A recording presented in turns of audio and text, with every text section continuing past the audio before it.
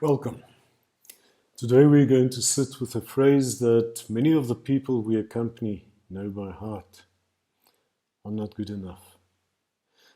Not just an idea, but as something that settles into their very being, their shoulders, chests, and stomachs, and quietly shapes relationships, vocation, prayer. My aim in this session is not to argue anyone out of that belief, not at a cognitive level. Instead, we will use the SSS Framework, safety, story, strategy, to notice how the not good enough discourse lives in the body, how it organizes people's stories, and how we might join them in discovering more compassionate, hopeful, re-enchanted, perhaps, ways of living. For this, we will move through three movements. Safety, of course, thinking about shame in the nervous system, story, the not good enough story as an externalized embodied discourse, also looking at deconstructing the culture, the climate within which it lives. And then strategy, small embodied and narrative shifts that open other ways of living. We will also practice a brief somatic externalizing exercise and a felt sense journaling prompt that you can use in your own contexts. So, let's begin with safety, because shame is first a bodily state before it is even sentenced in someone's mind. From a nervous system perspective, shame often blends elements of fight, flight, and shutdown. The body may tilt the head down, avert the gaze. The chest can collapse. The breath becomes shallow. The stomach may feel knotted or hollow. The desire is to withdraw or disappear. Many people describe shame as wanting the ground to swallow me, or feeling exposed and small. These are not just metaphors. They are accurate descriptions of a state in which the nervous system moves towards vagal shutdown and away from ventral vagal safety. This matters for practice. When people are in a shame state, three things may happen. Their capacity for curiosity and reflection narrows. Their access to language becomes compromised. They may say, I don't know, or there's nothing to say. Their strategies shrink to hiding, appeasing, or even attacking themselves. If we rush into this to talk about identity, vocation, purpose, even theology, while someone's nervous system is in this state, our words may just add to the sense of failure. I know I should believe, but I don't feel it. So I must be even worse. So the first task of the SSS work with shame is safety work. Slowing the pace of the conversation, softening eye contact, softening posture and tone to send cues of safety. Also inviting very simple, present moment, introspective awareness. As you say that, where do you notice it most in your body? We're not there to externalize, find out more about the narrative yet. We are helping the nervous system come a little closer to the window of tolerance so that story work becomes possible. Now we can move on to a storyscape. But before that, a short practice might be of use. So before we get into the details, just take 30 seconds just to notice your own contact with your chair, your feet on the floor, the backrest of the chair, the support for your back. And you don't have to change anything about it. Just notice what it feels like. Just notice what it feels like to be supported right now. This simple anchoring can begin to loosen shame's grip by reminding the body that it's held, it's not exposed. So once there is a little more safety, we can now turn to the storyscapes. Narrative therapy reminds us that people are not the problem. The problem is the problem. Not good enough is not a true description of the person. It's a discourse, a particular story, with a particular history that has taken up residence in their lives and in their bodies. And this also requires a certain climate, a certain culture, a breeding ground. Now, externalizing means we begin to speak of not good enough as an entity, as something outside the person that acts upon them, that gets interested in their lives. So you might want to ask if not good enough were a character or a voice in your story, how would you describe it? And when did you first notice that not good enough took an interest in your life? Where does it like to sit in your body when it visits, when it comes knocking? Your chest, stomach, shoulders, your back. Now, as your client answers this, you're already doing two things. You are separating the identity from the problem. You are not the same as not good enough. And you're also legitimizing their interoceptive experience as part of the story. Where it lives in the body is meaningful information. A typical response from the client might be, it sits in my chest and it makes it tight, especially when I'm about to speak in a group. It sounds like my old teacher's voice. Now we're on narrative territory. Not good enough is not just free-floating. It is connected to histories. It's embedded in histories. Histories of family, school, church, culture. The breeding ground, the climate. So what stories about worth, success, holiness, gender, race, class make up these spaces?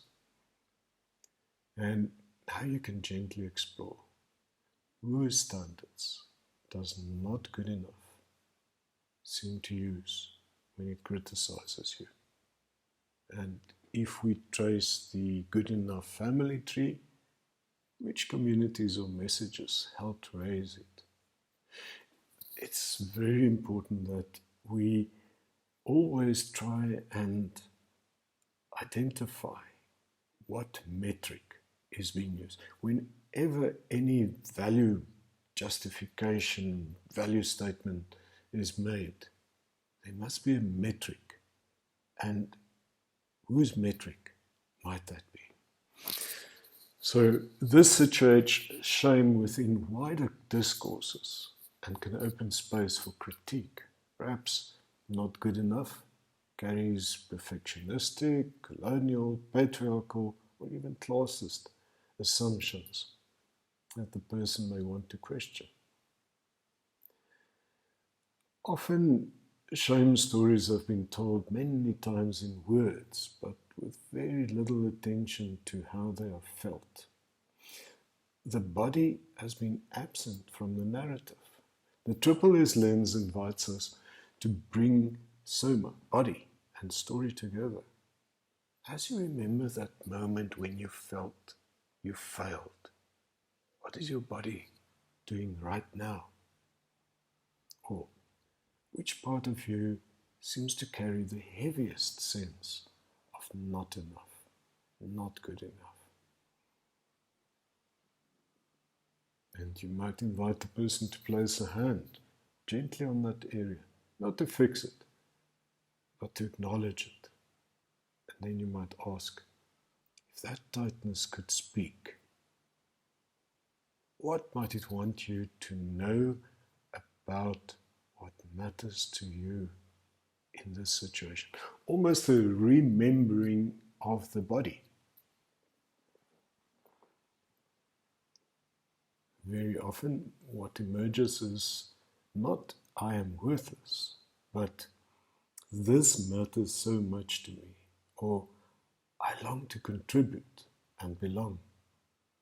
In narrative terms, shame sensations can be read as witnesses to deeply held values that have been disappointed or distorted. I'd like to invite you to bring to mind a recent situation where not good enough showed up.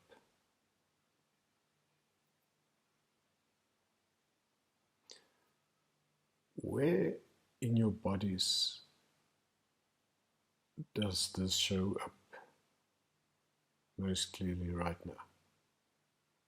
Don't forcing anything.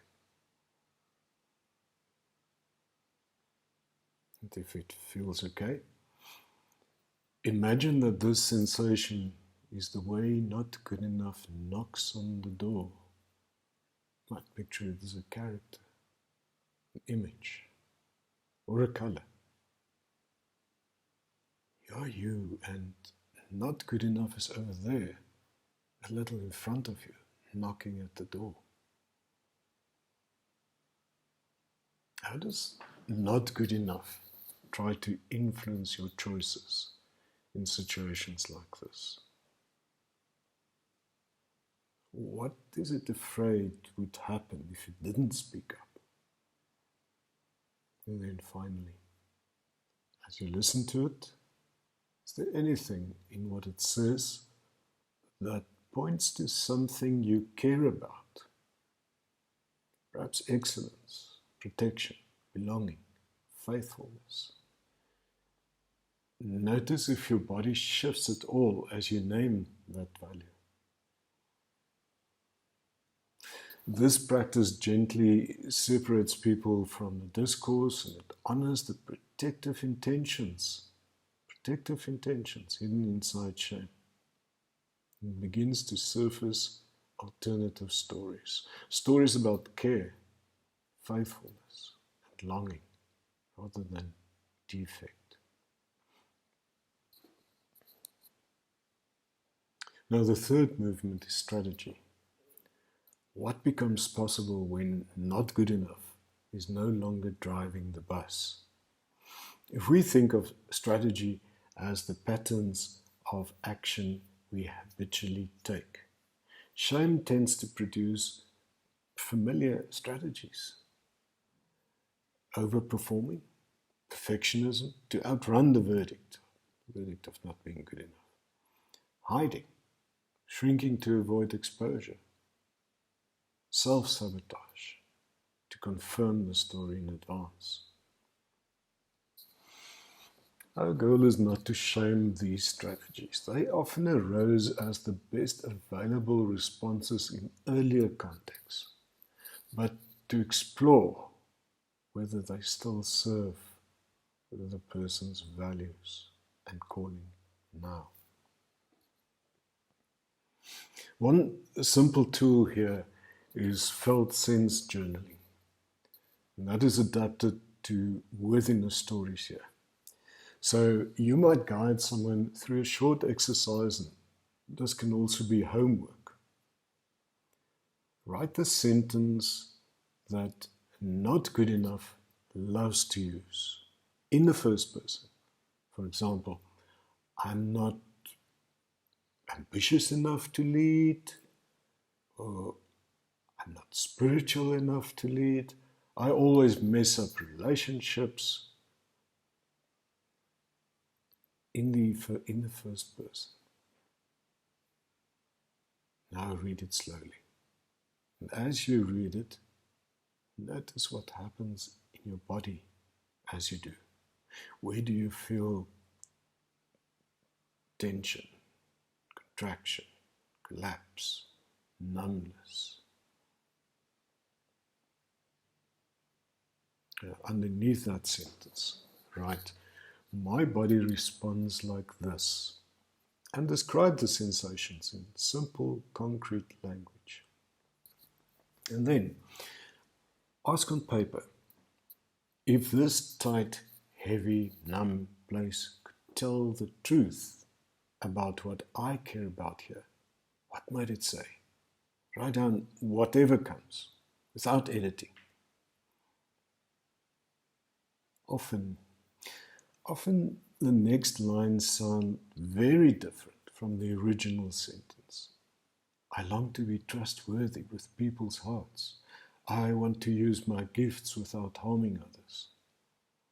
The felt sense becomes a guide toward a more faithful narrative, one that has narrative fidelity or integrity to the person's deepest commitments, not just to inherited standards. In a session, you can then ask, if we take seriously what your body is revealing about what you value, how might we tell this story differently? What would the title be for a version of this story that honors your care and longing? And finally, we invite tiny, concrete strategies that are aligned with safety and the emerging story rather than the shame. So you might explore. Next time not good enough shows up in that meeting, what is one small embodied action you could take that sides with your values rather than with the shame discourse? For example, softening the shoulders, lengthening the spine before you speak. Placing a hand briefly on your chest as a reminder of sacred worth. Taking one slow breath and silently naming a preferred identity, learner, server, co-worker, disciple of God, before responding. These may sound minor, but they are strategic. They create micro exercises in which the body learns that it can remain more present and less collapsed in situations where shame used to dominate. Over time, this can support larger changes in behavior, taking a small risk, saying yes to a role, setting a boundary with more steadiness. 1 degree difference now over time becomes huge. You could frame the SSS check-in here. Safety. What state is my body in as I consider this situation? Story. Which narrative is talking loudest? Not good enough? Or a story that honors my worth and calling? Strategy. What is one small action that is faithful to the truest story and kind to my nervous system? To draw the threads together. Shame is an embodied state that narrows safety, story, and strategy. Not good enough is a discourse. It's not an identity. It has a history, an embedded history, can be externalized, can be questioned. and can be reauthored. Interoception and felt sense practices allow us to treat the body as a sacred text. Treat the body as a sacred text, listening for the values and longings hidden inside shame sensations. Small embodied strategies can help people live from a more compassionate, truthful story about who they are and what they are called to. As you listen today, where have you noticed your own not good enough discourse at work? In your body, ministry, your coaching? What might be one small embodied kindness you could extend to yourself this week in response? We will take about 10 minutes now for questions, reflections, or brief examples from your own practice. You're welcome to unmute or use the chat.